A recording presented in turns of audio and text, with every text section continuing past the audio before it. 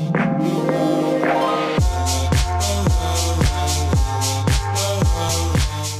guys, what's up? Welcome back to my channel. My name is Adelyn and I'm super excited to have you here today.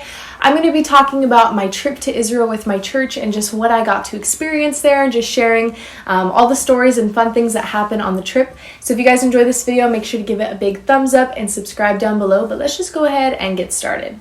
So back in October or September of 2019, I applied to go on this missions trip and touring trip with my church to Israel and Palestine. And that felt like forever ago before COVID, and we were supposed to go in June of 2020, but obviously the pandemic just kept pushing it back, so we got to go in June of 2022. There was a team of 33 of us, which was pretty big, but then we saw this other church in the airport and there was 87 of them, and I was like, okay, this is crazy that they had that many people. But it was really cool to get to experience it with some of the pastors from our church and just some of our people that we knew from our ministry. And so Damien and I, my fiance, got to go and experience it, and I just wanted to share kind of my thoughts and what I saw and everything that I experienced. So overall, it was really cool. The trip is broken up into two sections for our church specifically.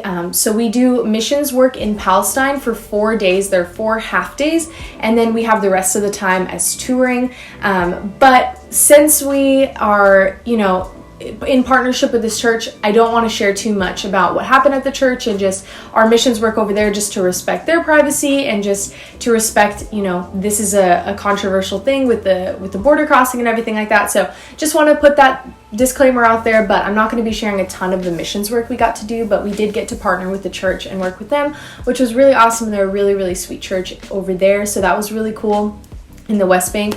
But for the rest of the trip, it was really, really cool to get to be where Jesus walked. I learned a ton. I brought my Bible and I brought our notebook that our church had given us, and our pastors would speak each day and kind of give a little sermon on what happened at the place we were at, and we would walk as a group. We packed in so much into the 14 days that we were there. We did so many things. We just go place to place to place on a bus together, and it was really cool to get to know my team and to experience that with them and with Damien as well.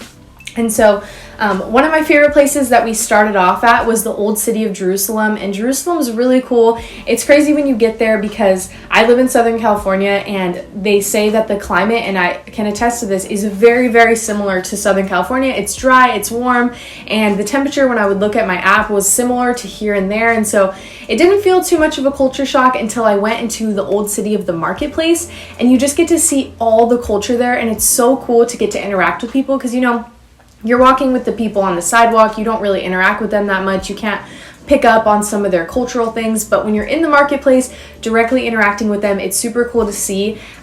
There are 4 quarters. It's kind of 4 sections of the old city. So the old city walls that go around the edge, they say are 2 miles deep actually, because it was the ancient ruins, and then they just keep getting built upon, and it's been destroyed a couple times, so it's not the exact feeling of exactly where it was, but it feels really cool just to be there. And so the 4 quarters are the Muslim, the Jewish, the Christian, and the Armenian, and so those are the 4 quarters, and biasly I really liked the Christian quarter just because it felt really cool to be there. And so getting to see the Via Dolorosa and then go through the marketplace is really fun, honestly, with all the bargaining vendors and stuff like that. And we had shekels with us, which we got converted, and so we just go around and we're using our app to see how much everything costs, and it was just a ton of fun to be there with the team, and we got to pick out a lot of fun souvenirs and stuff. So that was kind of our introduction to the trip. And so there's a lot of gates all around the edge that mean different things. The Jaffa Gate, the Damascus Gate, there's different ones that you get to go through, and so it was just really cool to be there. And so it felt like this old vibe to it, but it wasn't really, it's very modernized. I mean, it's not like it was built 10 years ago, but it's not the exact version that it was in the Bible, but it still feels like it's older, even though it's been completely, there's restaurants in there, there's all these vendors and stuff selling very modern items. It still feels really cool to be there. And so we go back and forth, we'd walk there from the hotel, and then as the trip progressed, we got to do a lot of other cool things. So we got to go to Caesarea Maritime. That was one of my favorite areas. So we ended up starting kind of in Jerusalem at the bottom, and then we worked our way up. And so Caesarea Maritime was one of my really favorite places. It was really cool. So that's where Cornelius in the book of Acts became a Christian, the first Gentile to be converted to a Christian, which is really cool. And so I really resonated with that one, as that applies to all of us. And so that was a beautiful Mediterranean Sea beach area, which was really nice. It felt like home. It felt like Laguna Beach, and I just loved being there. And so that was one of my favorite places. We also, after that, we went to we went out towards, so I'm trying to like visualize this. So it's like Jerusalem's down here. We went kind of out this way, and we went to Caesarea Maritime, and then we go back up this way, and we went to the Sea of Galilee, which was one of my favorite places, probably my favorite. I really loved it. We got to stay there on the beach of the Sea of Galilee, which is where Jesus walked on water. And so that was definitely one of my favorite places, just because it just feels so surreal to be on the place, where Jesus called the disciples, and that's where a lot of his ministry was around that area. And so we also got to go to Capernaum, which was one of the towns there that Jesus, taught in and lived in. And there was Peter's house there, which was really cool. And so there was a lot of ancient ruins at that point that we got to see, which was cool because, like I said, a lot of things have been built upon. So like back in Jerusalem, there's the Church of the Holy Sepulchre, which is, where they believe that Jesus was buried, but there's a Catholic church built on top of it. Or we went to the Church of the Annunciation, which is where they believe that up in Nazareth, where Mary was, called and told that she was going to have Jesus, but they built a church on top of it. And so it's kind of interesting, but that area was really pretty. We got to go to Nazareth, which is where Jesus grew up, which is really cool. And so we got to go to this little village experience that they built. It's a really nice Christian organization. And so they built this little like tour village that, tourists can go through, that makes them feel the whole experience of what it would have been like when Jesus was growing up. So you go through by the shepherd boy and the sheep, and then you go around the corner and there's like a vineyard with the wine press, and then you go through like what homes would have been like in a little marketplace, and there's a guy who's doing carpentry and stuff, and then there's a synagogue there, which is cool. So it just gives you that entire experience of feeling like, you were there at that time, and because it's changed a lot and it's very different now. And so something I also took away from these experiences was, because there's so much to see and there's so many places that you were, but there's not a ton of Christians there. It's about 2% Christian in Jerusalem specifically, but there's not a ton of Christians there. There's a lot of Muslim people and a lot of Jewish people. I learned a lot about the Jewish culture, especially when we went to the Wailing Wall, because they're wailing there. It's like this rocking back and forth motion because they believe that the Holy of Holies was in the wall still, or behind the wall. And so they're crying out, they're putting their prayers in it, and the section is divided by men and women. And I just got to see a lot of the Jewish culture as well, especially the Shabbat that they had and the food laws with kosher and stuff like that. And so you see a lot of religions residing in the same country that you don't really see here, because a lot of people, they say they're religious in the United States, but they're not. They don't really devote themselves to a religion the way that I saw in Israel. The Muslims are extremely devoted. The sirens go off, and the call to prayer every there's 5 times a day, every couple hours. And so, there's just so much devotion to the religion. And then just to see the way that the Jewish people react, like in the hotel we were at, there was a Shabbat elevator, so they don't have to press any of the buttons. It just takes them to each floor. And so it was very interesting to get to see how many religions reside in the same spot. And it's very divided over there, extremely divided, but to still get to go to the places that Jesus was. And one of my favorite spots too is the Garden Tomb, which is where they believe that Jesus died and was buried in the tomb, but it's not sure. So our tour guide would rate the spots we were at by a 1 to 3, saying a 1 was like, we're for sure that this was the spot, and then a 3 being like, it might have been, might not have been. We went to Cana, which is where water was turned into wine at the wedding where Jesus performed the miracle. And we got to the church there, and the tour guide was like, this is like a 5. We're not even sure if Cana's here, but it's still cool to be there. You can still feel it. And then obviously the Sea of Galilee is like a 1, because you're like, this is for sure the Sea of Galilee where Jesus walked on water. But there were certain places that would be different numbers and levels and stuff like that. And so the Garden Tomb, they're not 100% sure, but just being there and getting to take communion there was really cool. And so I definitely believe that every believer and every Christian should go to Israel at least once, because it's so cool just to get to, experience God's presence there, and just to get to see all of these different places. We went to Caesarea Philippi, which is where there was, where Jesus took the disciples, and it's up like in the Golan Heights at the top of Israel, really, really north. And so we go there, and that's where, there was a lot of evil going on at the time. And Jesus, told the disciples like what was going on at the time. And so we're learning about like all these different things that happen in the Bible, but it's so cool to read it and with the pastor like speaking through it, and we're going through it. But then you look up and you're like, I'm here.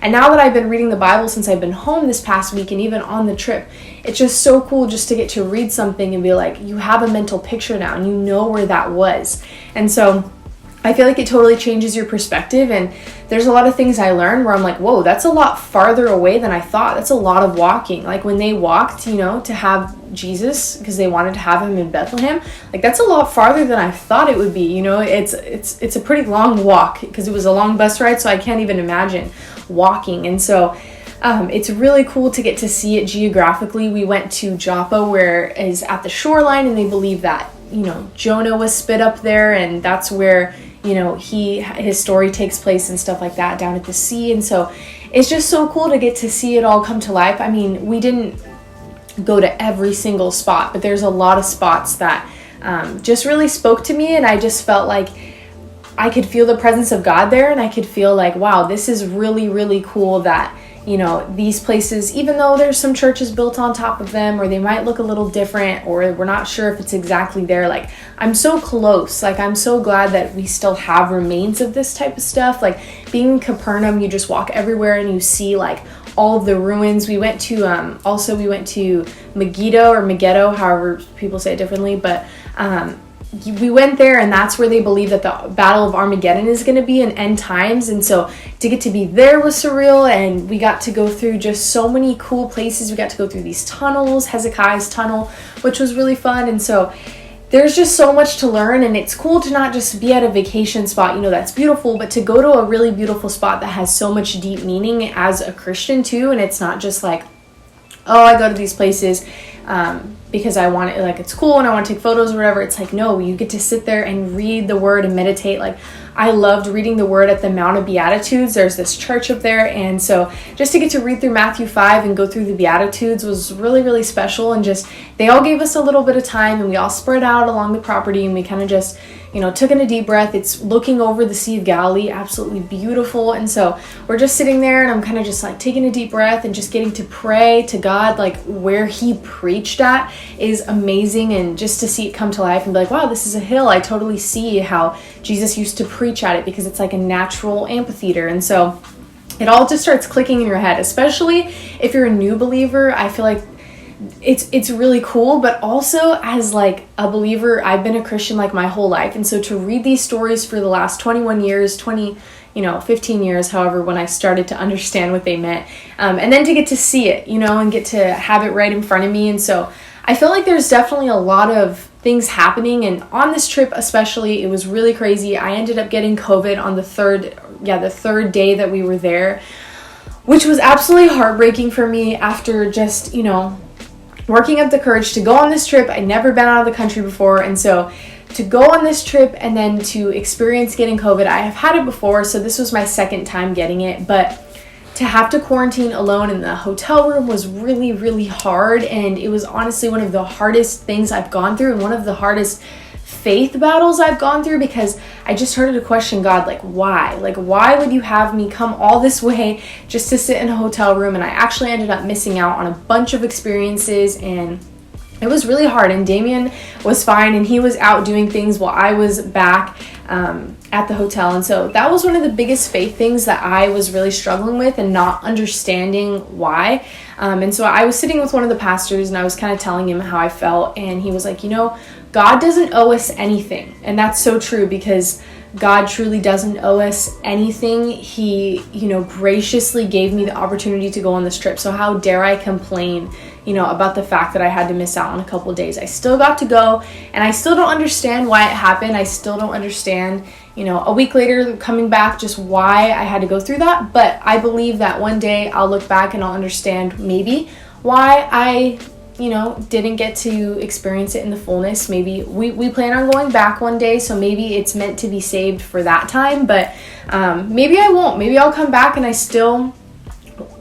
when I come back, I still, years later, don't understand why that had to happen. And that's just kind of the mystery of God and just who he is. And, sometimes he does things, he gives and takes away, and we just never understand why, Sometimes we just have to, just let go and, be like, God, if you never show me why, oh well, I have to live and accept this, and I just thank you for the opportunity anyway. So it definitely was an emotional roller coaster as I got to go to these really cool places and then getting COVID and then, going to cool places again, and it just kind of was all over the place. But overall, I'm so glad I got to go, and I'm so glad that God gifted me this opportunity to get to go see everything. And so I definitely recommend it as a Christian for you to go and to see what the Holy Land is like, and to get to take that time. There's just so much. We didn't even get to do everything because there's just so much to see and so much to do. So that's kind of my story and what I saw. I think it's really cool going into just this feeling of the end times are coming soon, and just to get to see all of that and to get to go to Temple Mount, which is where they believe the third temple is going to be built, but the Antichrist has to come first. And so Jesus is going to come through that eastern gate one day, and I'm just excited now, expecting him, and to just wait, and be here on earth and still be a diligent servant of him. But now with this knowledge of, just getting to see all that stuff, I feel like I have this refreshed view on the Bible. And so, if you guys have any questions or anything, please leave them down below. I'd love to answer them. But that is all for today. I have lots of pictures on my Instagram as well if you guys want to check those out. But that is all. So I hope you guys enjoyed this video, and I hope to see you guys in my next one. As always, my Instagram DMs are open for prayer requests if you guys need anything. But thank you guys for watching, and hope you have a super blessed week. I will see you guys in my next one. Bye guys.